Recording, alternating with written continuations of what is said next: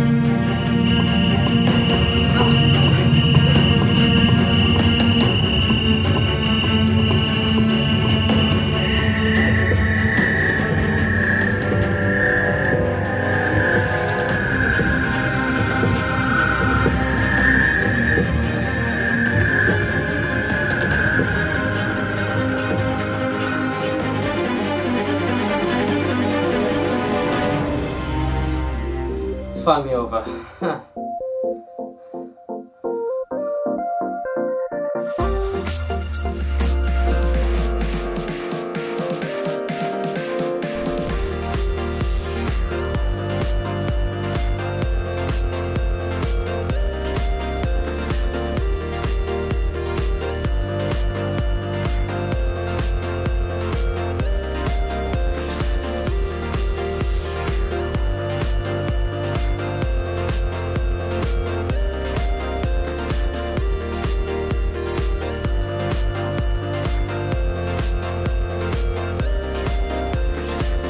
Okay, so Power of the Daleks was released about a year and a half ago. It's fully animated, 6-parter with the original audio from the original serial. It's animated because, well, all of the episodes are missing. They don't exist. Only footage and photos exist, which you can find on the second disc, which is also my favourite because it has the telesnap reconstruction and narration, which I'll get into a bit later.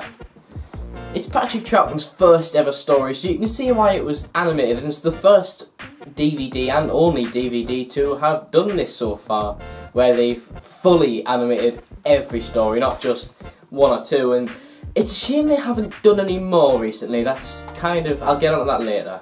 Now, I just picked up this last week, which is why I'm talking about it now, but I would like to say that Patrick Troughton is my personal favourite Doctor, and I only need one more DVD to complete the Patrick Troughton DVD collection, which is The Dominators, which I hear isn't that great, but one thing I would like to point out is that the animation on the first disc with all 6 episodes on it is kind of, it's not that good. Don't get me wrong, the CGI on the Daleks I think is really good, that's the highlight, but everything else just feels a bit lazy. I mean, compare that to the 10th Planet and the Moonbase animations for their missing episodes, which are all around fantastic.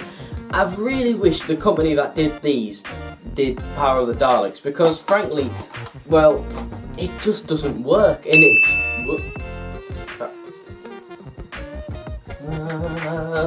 take number 44. The audio doesn't match up with the characters' movements, the dialogue doesn't match up. It feels like they've only got a few frames of animation, which they do, they only have a few frames of animation for each mouth movement, which doesn't really work. Even when, for example, the Doctor walks out the TARDIS in the first episode, they don't animate his legs, they just sort of do this.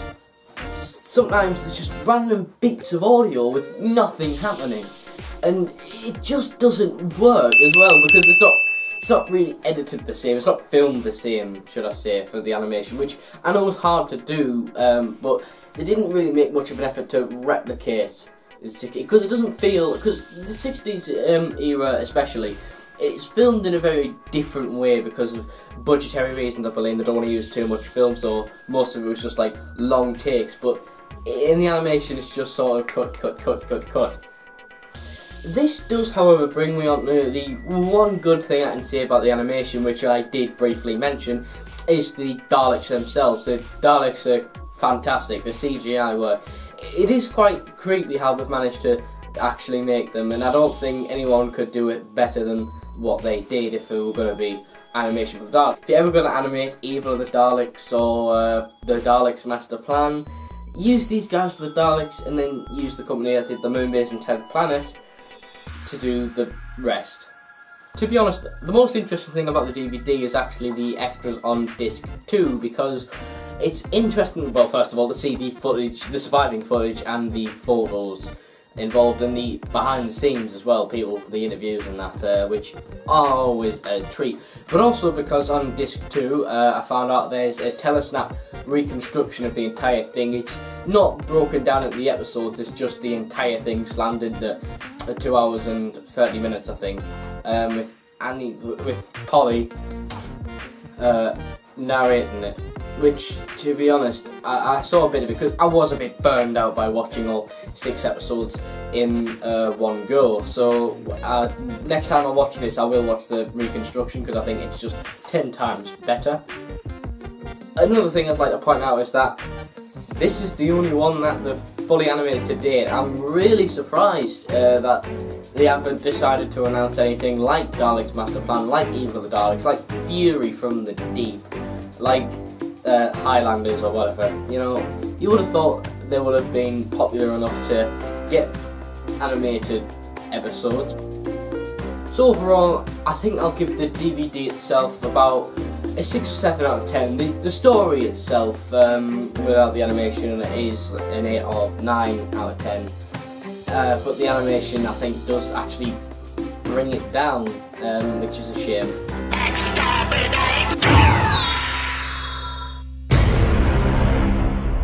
Hey guys, it's Future Alex from the Future editing booth, and the next part has text, so I figured I'd narrate that in my best Centauran voice, because why not?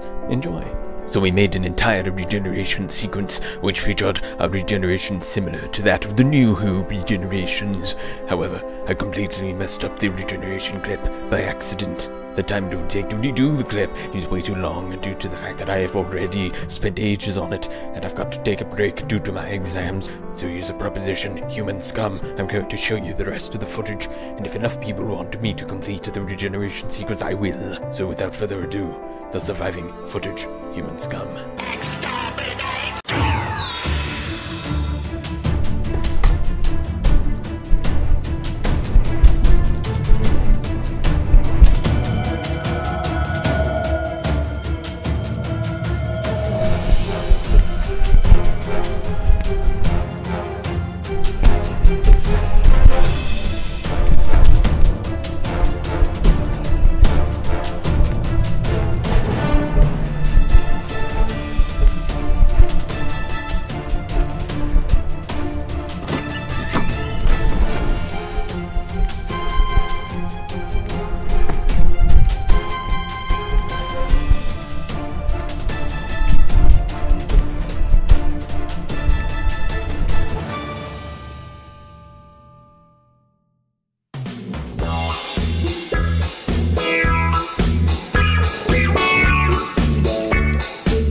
Thank you so much to Matthew Walters. Definitely check out his channel. Comment down below with your rankings of the animated Doctor Who episode releases and what top 3 missing episode stories you want to see animated. And if you want to grow your knowledge, collection, and connection with other Doctor Who fans, then definitely consider subscribing. Bye!